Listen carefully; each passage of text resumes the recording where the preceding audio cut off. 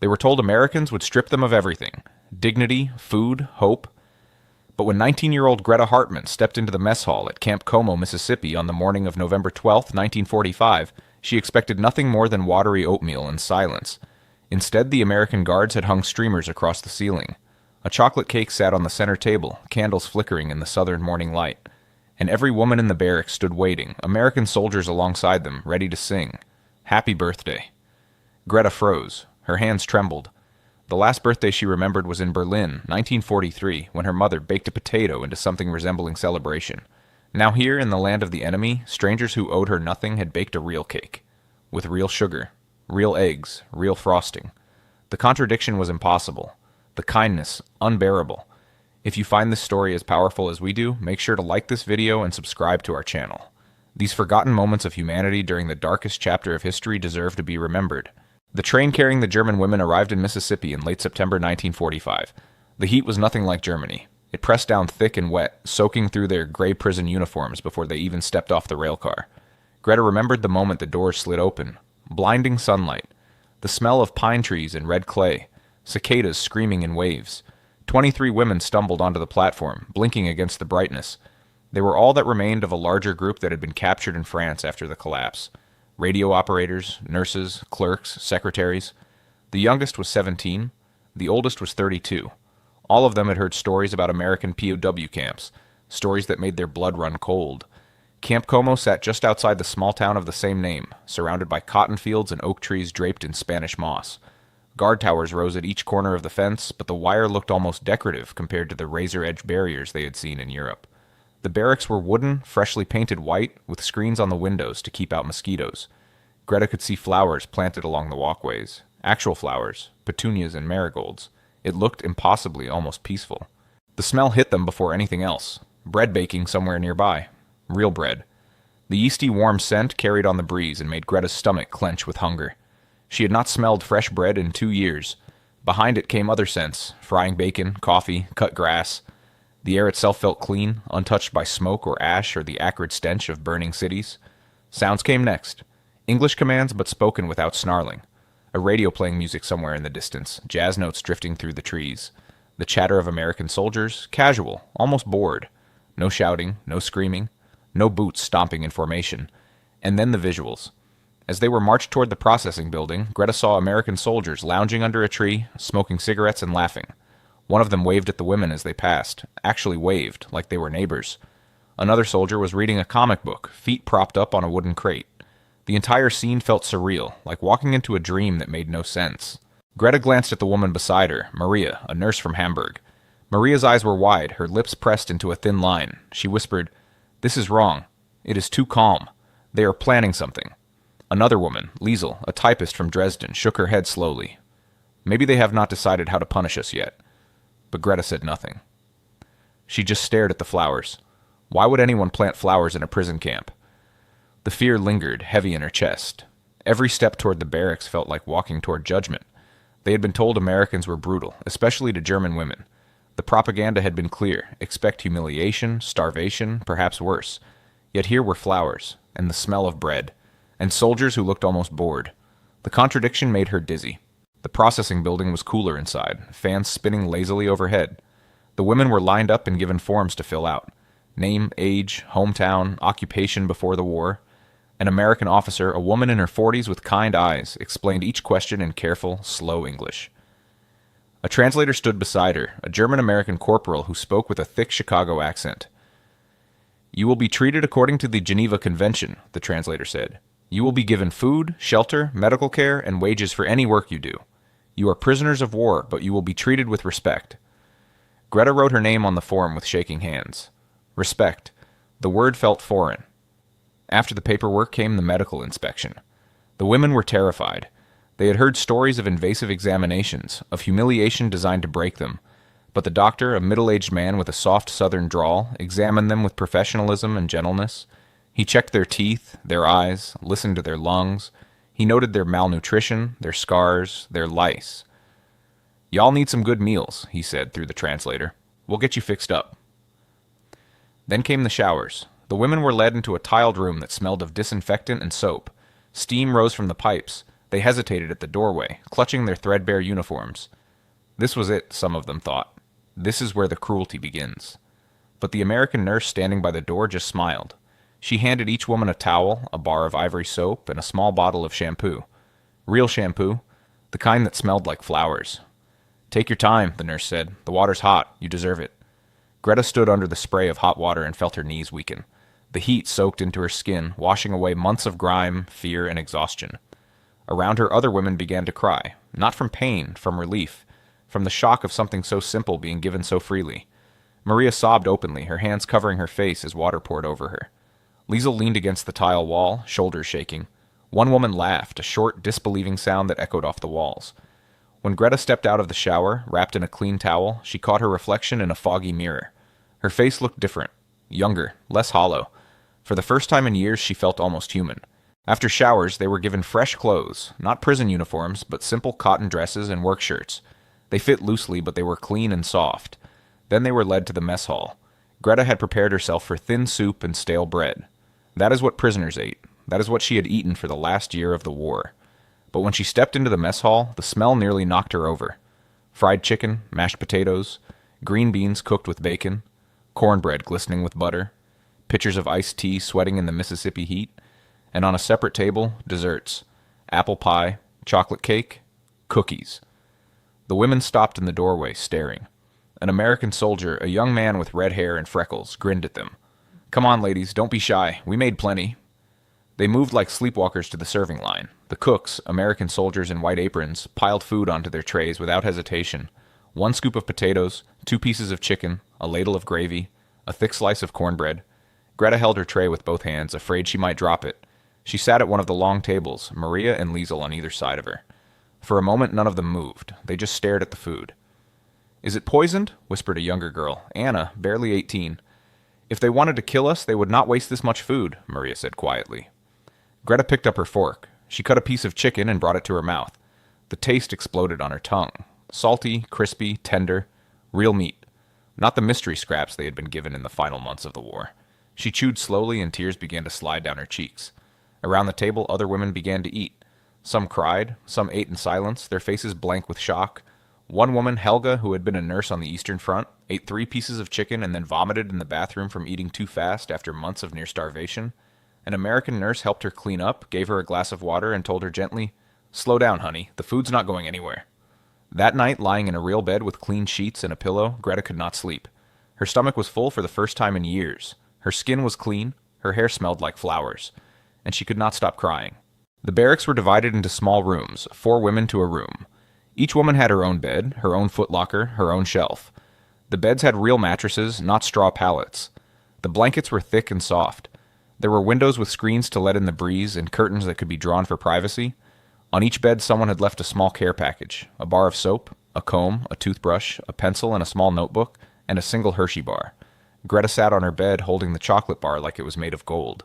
She had not seen chocolate since before the war. She unwrapped it slowly, broke off a single square, and let it melt on her tongue. The sweetness was almost painful. Liesel, sitting across from her, stared at her own chocolate bar with something like fear. "Why are they doing this?" she whispered. "Why are they being kind?" Maria, lying on her bed with her eyes closed, said quietly, "Maybe they are not what we were told." That simple sentence hung in the air like a bomb.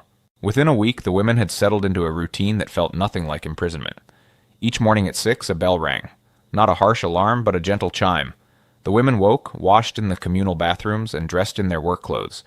By 7, they were in the mess hall for breakfast. Eggs, bacon, toast, coffee, orange juice. Every single morning.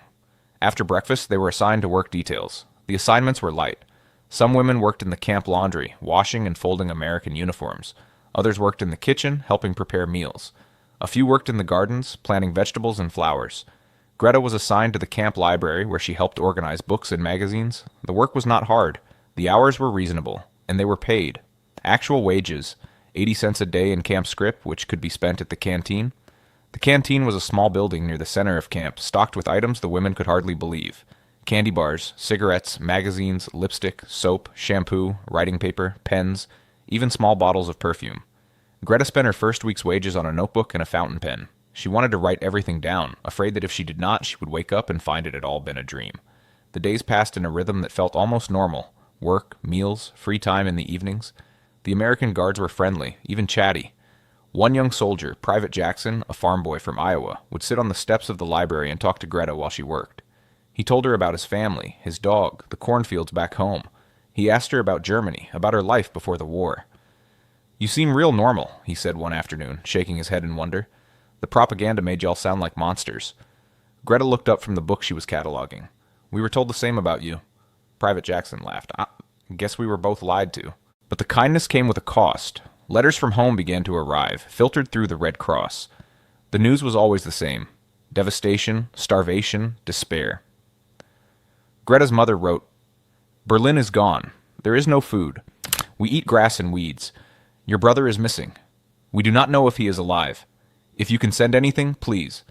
We are starving." Greta read the letter in the library, Private Jackson watching her face crumple. She folded the paper with shaking hands and tucked it into her pocket. That evening she sat in the mess hall, staring at her plate of roast beef and potatoes. She could not eat. Around her, other women picked at their food, their faces drawn and pale. They had all received letters. They all knew. The guilt was crushing. They were gaining weight while their families starved. They slept in clean beds while their siblings froze in bombed-out cellars. They ate chocolate while children in Germany scavenged for scraps. Maria threw her fork down one night and burst into tears. "I cannot eat this. I cannot. My mother is dying, and I am eating cake." An American nurse, Lieutenant Sarah Morrison, sat down beside her. She did not say anything. She just put her arm around Maria and let her cry.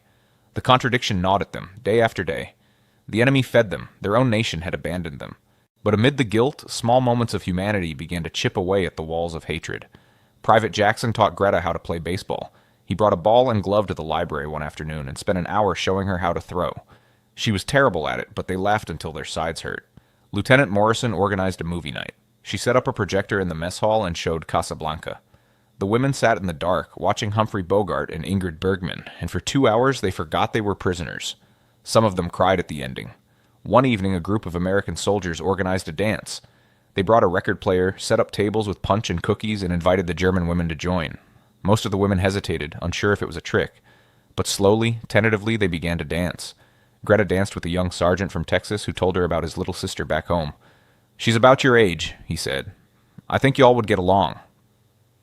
Another soldier shared his cigarettes with Maria, even though she had none to trade. He just smiled and said, "Don't worry about it." These small gestures, these tiny moments of kindness, did something the women had not expected. They began to see the Americans not as monsters, but as people. Boys far from home, doing their jobs, trying to be decent, and that realization was terrifying. Greta began writing in her notebook every night. It became her confessional, the place where she could admit the thoughts she was too afraid to say aloud. October 15th, 1945. "I have been here 3 weeks. I have gained 5 pounds. My skin is clear. My hair is growing back. I sleep without fear. But my mother is starving. How can I reconcile this? How can I eat when she cannot?" October 22nd, 1945.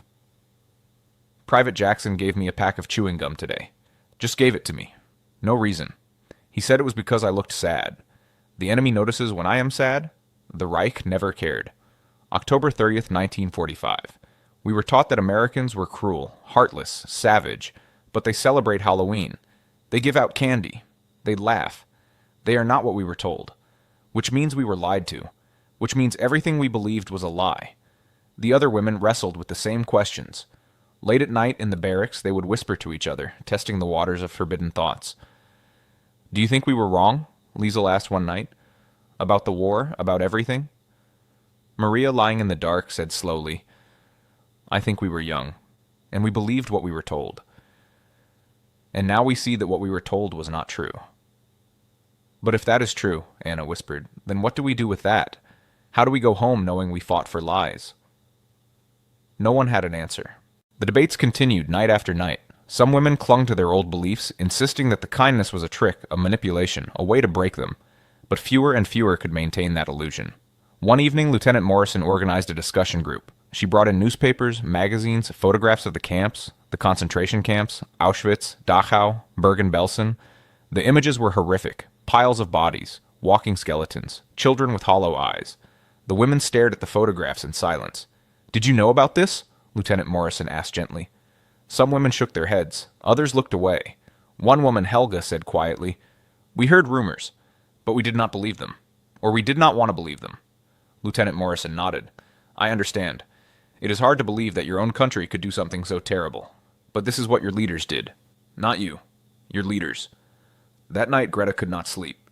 She kept seeing the photographs, the bodies, the children. She thought about all the times she had typed orders without questioning them, all the times she had nodded along to propaganda without thinking. She wrote in her notebook, "If I had known, would I have done something? Or would I have looked away, like so many others? I do not know. And that terrifies me." November came, and with it something the women had not expected. The Americans started asking about their birthdays. It started when Lieutenant Morrison noticed that Anna, the youngest, was turning 18 on November 3rd. She asked Anna if she wanted to do anything special. Anna had stared at her in confusion. "Special? I am a prisoner." Lieutenant Morrison smiled. "You're also 18. That's worth celebrating." The next morning, Anna walked into the mess hall to find a small cake waiting on the table. The camp baker, Sergeant Williams, had made it himself. Chocolate cake with vanilla frosting and 18 candles. The American soldiers and the German women sang happy birthday in 2 languages, their voices blending in the warm morning air. Anna cried. She blew out the candles and everyone clapped. After that, it became a tradition.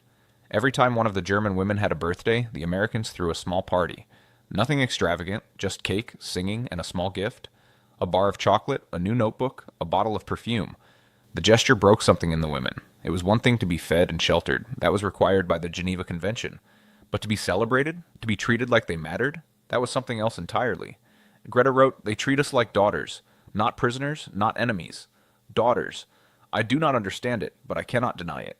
November 12th, 1945. Greta woke early. Her stomach knotted with a strange mix of anticipation and dread. It was her 19th birthday.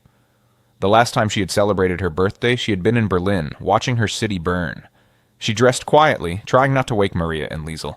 But when she stepped into the hallway, Lieutenant Morrison was waiting. "Happy birthday, Greta," she said, smiling. Greta's throat tightened. "Thank you." "Come on," Lieutenant Morrison said. "Everyone's waiting." Greta followed her to the mess hall, her heart pounding. When she stepped through the door, she froze. Streamers hung from the ceiling. Red, white, and blue, twisted together. A banner stretched across the far wall. "Happy birthday, Greta." In the center of the room on the main table sat the biggest cake she had ever seen. 3 layers, covered in chocolate frosting, with 19 candles flickering. Every woman from her barracks was there, every American soldier who worked in the camp. Private Jackson, Sergeant Williams, even the camp commander, Colonel Harris, a stern man in his 50s who rarely smiled. They were all smiling at her. "Surprise," Lieutenant Morrison said, laughing. Greta could not move. She stood in the doorway, tears streaming down her face. Maria came forward and took her hand, pulling her gently toward the table. They sang. Americans and Germans, side by side, singing happy birthday. Some in English, some in German, some stumbling through both. When the song ended, everyone clapped. Colonel Harris stepped forward and handed Greta a small wrapped box. "From all of us," he said gruffly. "Happy birthday, Miss Hartman." Greta unwrapped the box with shaking hands. Inside was a fountain pen. A beautiful one, with a gold nib and a polished wooden barrel, the kind she had only dreamed of owning. "For your writing," Private Jackson said, grinning. "Lieutenant Morrison said you liked to write." Greta looked around the room, at the Americans who owed her nothing, at her fellow prisoners who had become her friends, at the cake, the streamers, the smiles, and something inside her broke open. She thought about the last 3 months, the hot showers, the food, the kindness, the laughter, the small gestures of humanity that had chipped away at everything she thought she knew. She thought about her mother's letters, about Berlin in ruins, about her brother, missing, probably dead. And she realized something that made her feel like the ground had opened beneath her feet. The enemy had shown her more kindness than her own country ever had. "Thank you," she whispered, her voice breaking. "Thank you so much." Lieutenant Morrison hugged her. Private Jackson handed her a handkerchief. Maria and Liesel stood on either side of her, crying too. They cut the cake, they ate, they laughed, and for a few hours the war felt very far away. That night Greta sat on her bed, the fountain pen in her hands, and wrote, November 12th, 1945. Today I turned 19. The enemy threw me a birthday party. They gave me cake and a pen and sang to me. They treated me like I mattered, like I was a person, not a prisoner. Not a German, just a girl turning 19.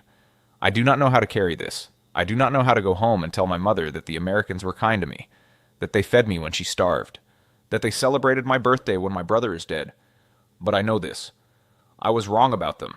We were all wrong, and I cannot unknow that. I cannot unsee their kindness. I cannot unhear their laughter. I cannot unfeel their humanity. The war is over, but the real battle is just beginning. The battle to reconcile what I believed with what I know. The battle to live with the truth. They treated us like daughters, and that, more than anything, has broken me open and remade me. December came, and with it, the news they had been dreading. Repatriation would begin in January. The women would be sent home to Germany. The announcement was met with mixed reactions. Some women were overjoyed. They wanted to see their families, to return to what was left of their homes. But others, like Greta, felt only dread. "How do I face them?" Greta asked Lieutenant Morrison one afternoon. They were sitting in the library sorting books. "How do I look my mother in the eye and tell her I was warm and fed while she was starving?" Lieutenant Morrison set down the book she was holding. "You tell her the truth.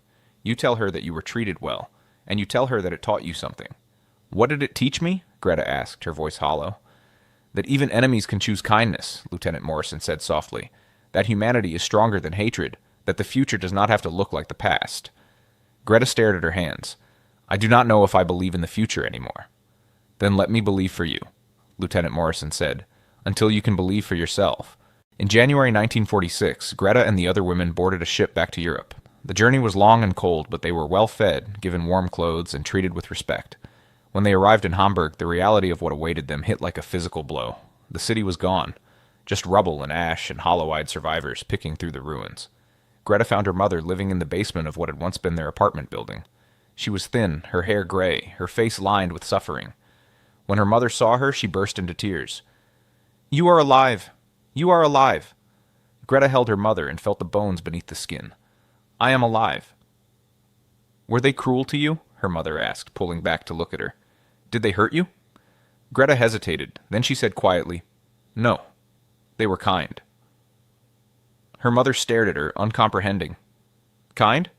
They fed me. They gave me clean clothes. They threw me a birthday party." Greta's voice cracked. "They treated me like a person." Her mother said nothing for a long time.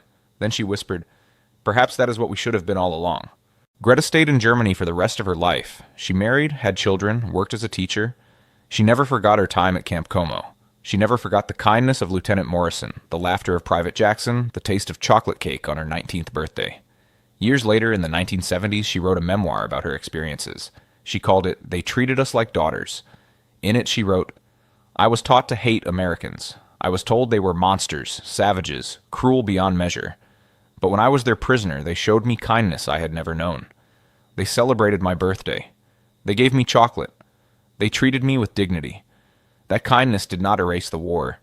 It did not undo the death, the suffering, the horror. But it taught me something I have never forgotten. That even in the darkest times, even between enemies, humanity can survive. Kindness can survive. Hope can survive. The Americans did not have to be kind to us. They chose to be. And that choice changed me forever." When Greta's daughter asked her years later what lesson she wanted people to take from her story, Greta thought for a long time before answering. "That kindness is not weakness," she said finally. "That seeing your enemy as human does not make you a traitor. And that sometimes the hardest thing in the world is to accept grace when you do not think you deserve it."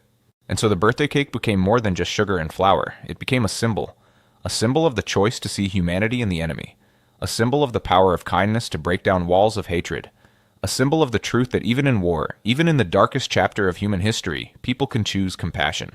For Greta and the other German women held at Camp Como, the smell of chocolate cake, the taste of American coffee, the sound of voices singing happy birthday in 2 languages, these became memories that lasted a lifetime.